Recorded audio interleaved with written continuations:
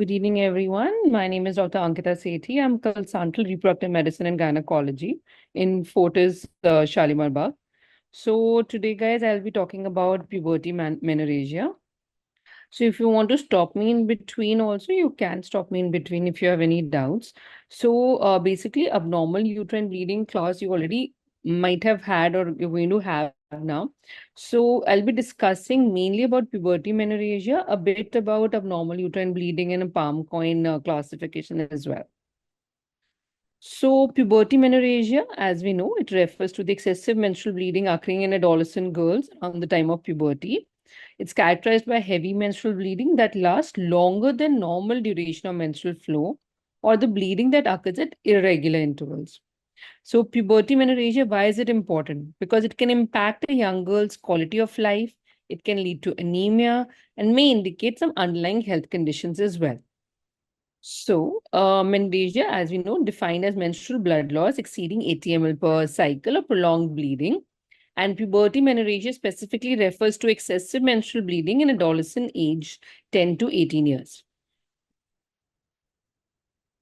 So this is really important. This will be discussed in other classes also. But FIGO classification system or AUB PALM-COEIN. So there are structural abnormalities that can lead to abnormal uterine bleeding or functional abnormalities. That is applicable to adolescent females also and females in their reproductive age group as well. So the structural abnormalities could be polyp, and adenomyosis, leiomyoma, malignancy, and hyperplasia, these are more common in reproductive age group females or premenopausal, less commonly in adolescent females. Functional ones like coagulopathy, ovulatory dysfunction, these can be more common in pubertal age group. And endometrial, iatrogenic, or not yet classified.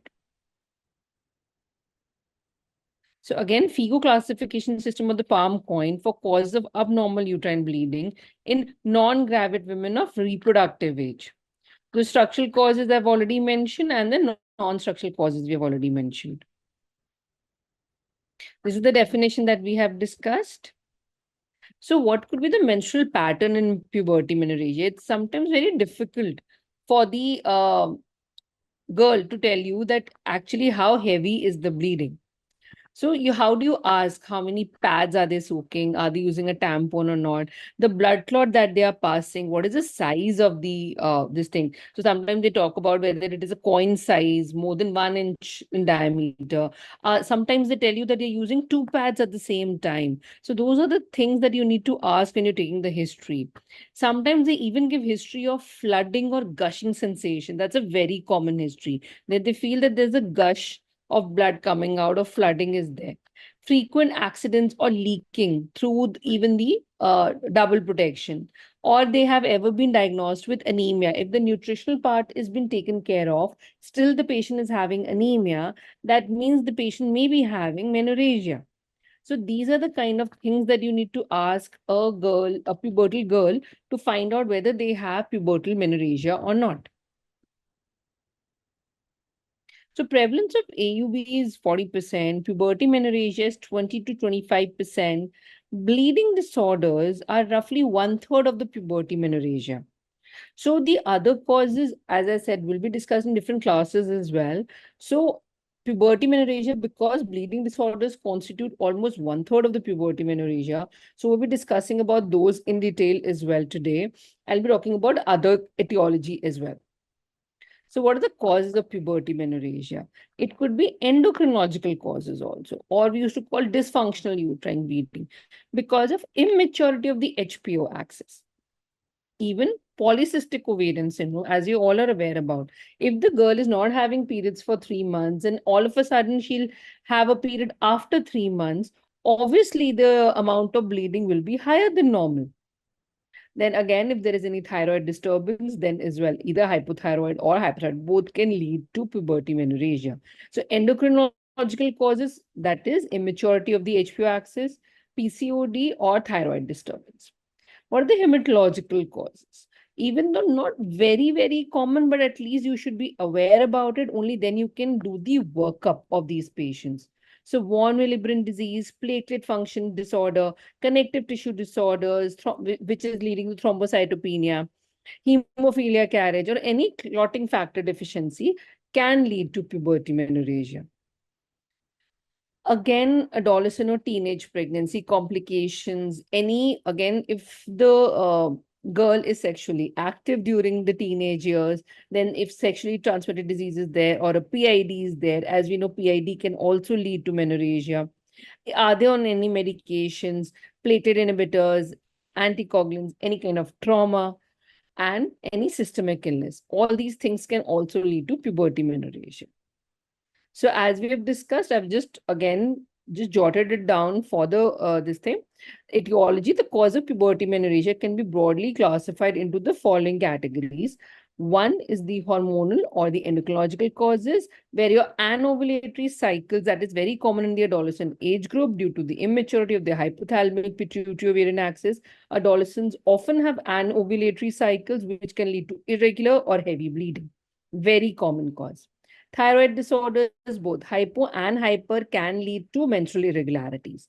Polycystic ovarian syndrome, again an endocrine disorder that is common in adolescents, may lead to irregular heavy menstrual bleeding. And we are aware about the combination. If an adolescent female, overweight or obese, having hirsutism, acne with irregular bleeding, but also heavy menstrual bleeding. So you can jot these things down and then you can diagnose PCOS maybe, right? Hematological causes, coagulopathies, conditions like von Willebrand disease, platelet function test, thrombocytopenia due to any reason, any medications leading to thrombocytopenia, they can also lead to menorrhagia. Structural abnormalities, though it is rare in adolescents, but fibroids or polyps can cause heavy bleeding. Endometrial hyperplasia, again, not that frequent, but again, that could be in PCOD patients, but generally that happens in 20s or 30s and not in the adolescent age group. So most common cause of puberty menorrhagia is anovulation, but up to 1/3, as I discussed, could be because of any coagulation defect, including von Willebrand disease or Glanzmann's disease or ITP as well.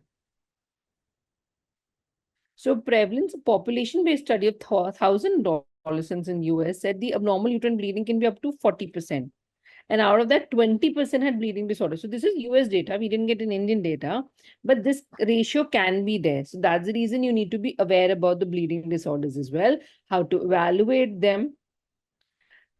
So von Willebrand disease was 5 to 36%, platelet function defect was 2 to 44%, thrombocytopenia 13 to 20%, and clotting factor deficiency 8 to 9%.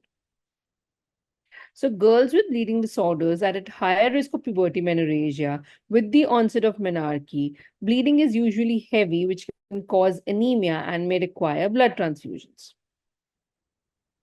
And a study which found that 20% cases of menorrhagia were due to primary coagulation disorders.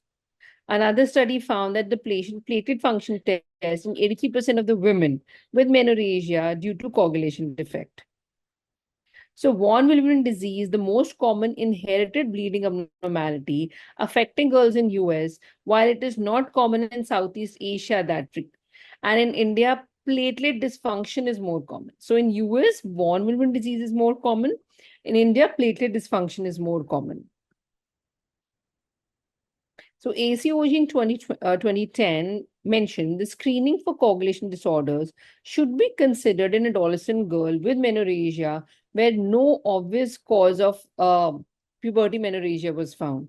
This is particularly true for adolescents with moderate to severe menorrhagia. Also, girl with history of personal or family when suggestive of coagulation dysfunction typically warrant bleeding disorder screening. So we all have, through our PG, during the studying of the PG, also whenever you're taking menorrhagia history, you always ask about any significant family history of any bleeding disorder, right?